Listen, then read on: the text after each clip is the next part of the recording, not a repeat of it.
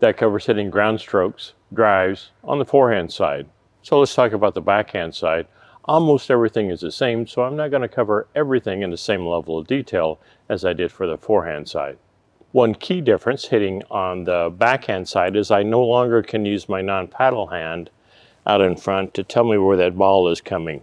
So what I do instead is I use my front knee, so my right knee, and I try and have this ball out in front, still close to the knee, still trying to swing with this paddle as vertical as I can get it, swinging through and trying to hit the ball about here out in front of my right knee. So I'm using my right knee as a guide because I can't use my non-paddle hand anymore. One way that I can still use my non-paddle hand though and have it help me during this stroke is to keep it on the back of the paddle as long as I can. So as I've got my paddle prepped and I'm swinging forward, the longer that I can keep this non-paddle hand on the back of that paddle, the more my brain understands where this paddle is in space. So I know maybe a little bit less about where that ball is in space coming at me, but now I can use my non-paddle hand on the back of this paddle to help me understand where the paddle is and feel that paddle and look that ball into this ideal contact point down here. So if you can, have your paddle prepped, and as your paddle starts to come forward, bring this non-paddle hand with it. I'm still feeling where this paddle is all the way up to here, and just before that ball hits my paddle, I get some separation. This also helps me get a little bit of shoulder turn into this, and I can hit that as hard or as softly as I want to. Just because I'm getting some shoulder turn doesn't mean I have to hit that ball really hard, and just because my paddle is prepped as far back doesn't mean I have to hit this ball really hard.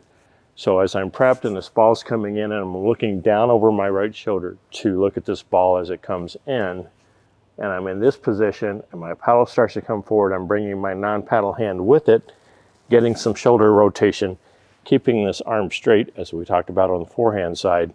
And that's one way that I can use my non-paddle hand to help me on the backhand side. Another way that this non-paddle hand can help me on this backhand side is to help me get more stability but more power. So if you have trouble generating some power on your backhand side, if I will bring this non-paddle hand forward, have it on the back of this paddle or partially on the handle and the back of the paddle, as I'm coming forward I could actually push with this non-paddle hand, and that helps accentuate the shoulder turn, but it also can help me get a little bit more power as I'm pushing with my non-paddle hand. I'm actually employing it if we're not using a two-handed backhand.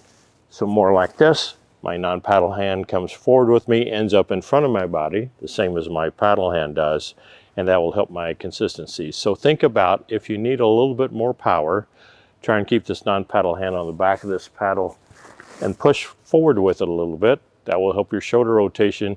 Your power will go up when you need it. I talked about eye dominance on the forehand side a little bit in an earlier video.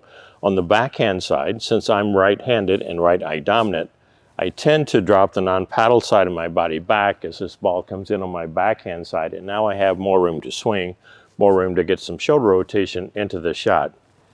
If you happen to be cross-eye dominant, cross-dominant eye, not cross-eyed dominant, and this ball comes in on the backhand side and you're right-handed but left eye dominant, then you still want your left eye to see this ball all the way in.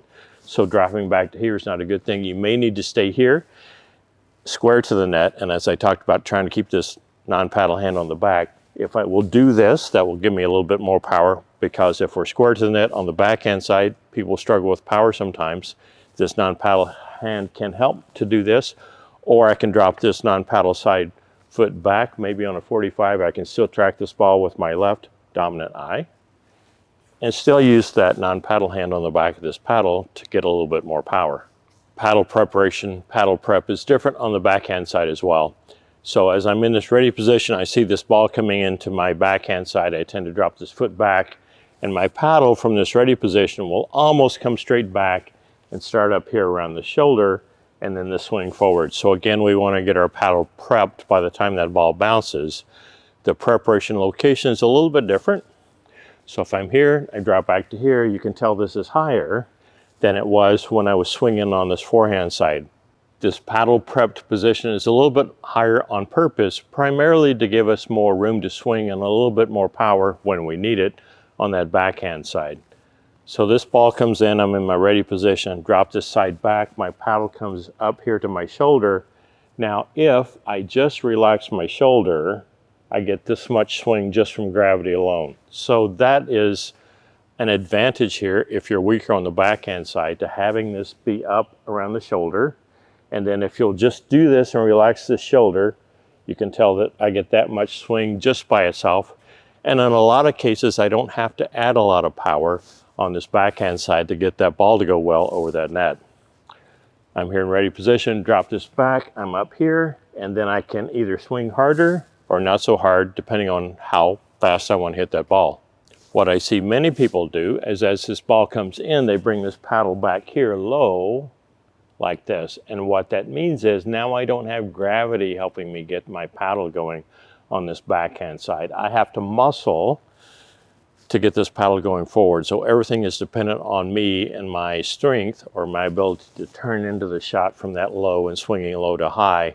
I don't get that gravity assist anymore. So if I see people down here, my first thought is, you're working too hard. Why are you working that hard? You should be letting gravity help you get this paddle going. So if I'm up here, this comes back, I just relax, I get that much swing on its own.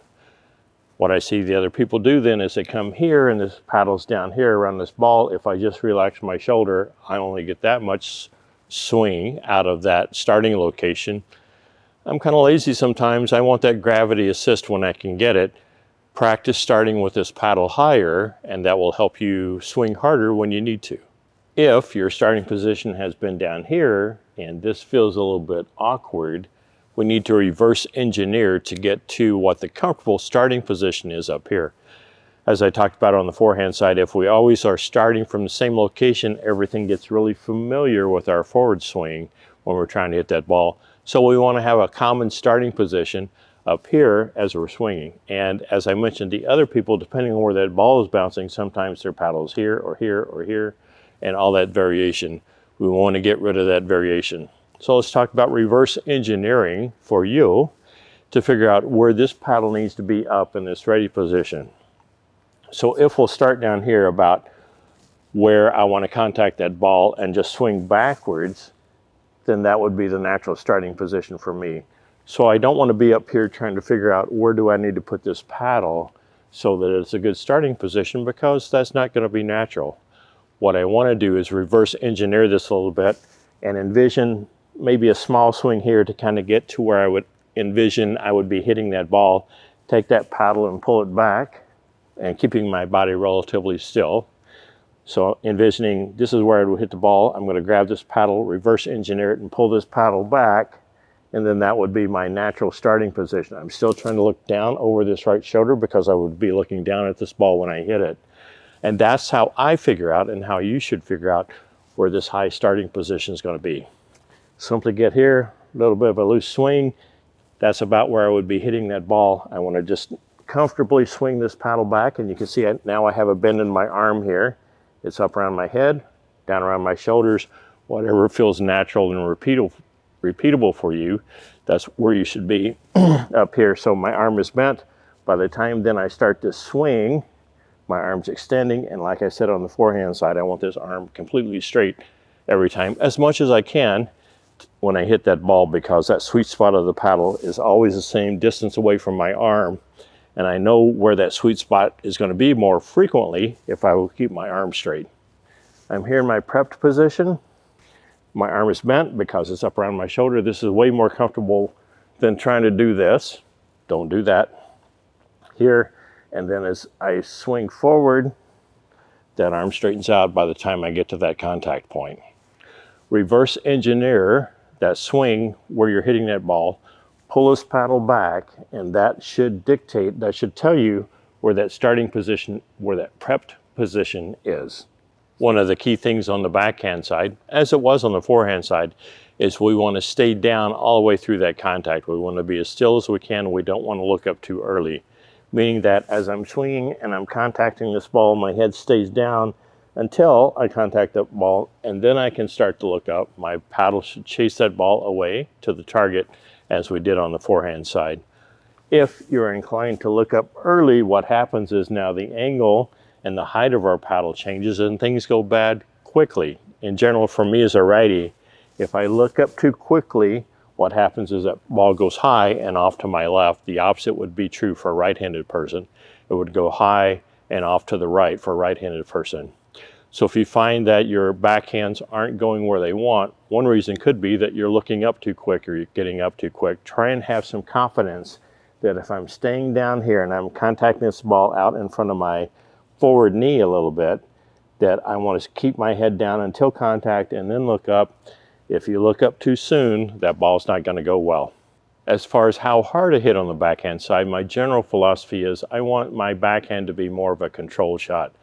Rarely am I trying to power or overpower somebody on the other side with my backhand, not even 1 time out of 10. So I don't want to get me or my partner in trouble. I want to have more control, and so I'm trying to have a more controlled swing as I'm hitting these backhands. One common thing that I see is when people get out of position and in trouble on the court and they're running over to get this backhand and they can't quite get where they want to, and they understand their backhand shot is not as good as maybe their forehand shot, what I will see people do is overswing, try and compensate for being out of position and not having as good a backhand, and they will swing extra hard on those, and that's the exact opposite of what you want to do. When you get in trouble on the backhand side and you're struggling or running over there, reaching to get this ball, try and go the other way. Try and slow things down as far as your swing goes and be more controlled and less trying to hit a winner. I rarely see that when people get out of trouble and they're swinging wildly that works. So try and go the other way. Try and slow this down, and I'm out of position, but I'm going to be more controlled. I'm going to think more about my mechanics and swing a little bit slower and try and have more control on those shots. Many of the other things I've already talked about in previous videos about how to hit these ground strokes or drives well applies on the backhand side. So my follow through, we talked about the prep already. So as I hit this ball, I want the paddle to continue on in the direction that I want that ball to go. So off to that corner, down to the middle. I want my paddle to chase the ball as it goes away. That will help my targeting. I want to work on my breathing, meaning that, again, as my opponents are hitting that ball, I'm in general trying to breathe in, and then as I'm swinging, I'm trying to exhale all the way through this swing. Nice relaxed exhale. I want it to start about the time I'm starting my swing. I want the exhale to finish about the time the ball bounces across the net. So it would be same thing. And that breathing will help me relax. If I can be relaxed, my shot's going to go better and I will have better control. And that's what I'm looking for on that backhand side. Try and breathe well, have a nice relaxed, elongated breath, and exhale when you hit that ball on the backhand side.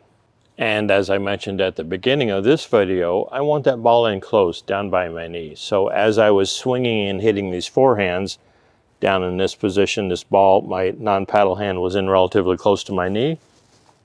Would be the same on the backhand side. Even though I don't have that hand, I want to be hitting this ball low, down by my knee or below, out close to and in front of my knee. So from this side, I would be hitting about here. So again, if I'm way early, I get way too much lift, and that ball goes high. My paddle gets at that ideal contact point late, so the ball gets there before my paddle. The reverse happens, and now I don't get enough lift because we meet behind that ideal contact point, and that ball goes in the net. So our diagnosis is pretty much the same on the backhand side as it was the forehand side. We need to be able to diagnose why the ball goes where it goes. So if I'm swinging and say this is my ideal contact point, but my paddle gets here before the ball, we meet out in front somewhere and I get more and more lift, that ball goes higher and higher. Conversely, if the ball gets there before my paddle, we meet behind that ideal contact point. I don't get enough lift, it goes in the net.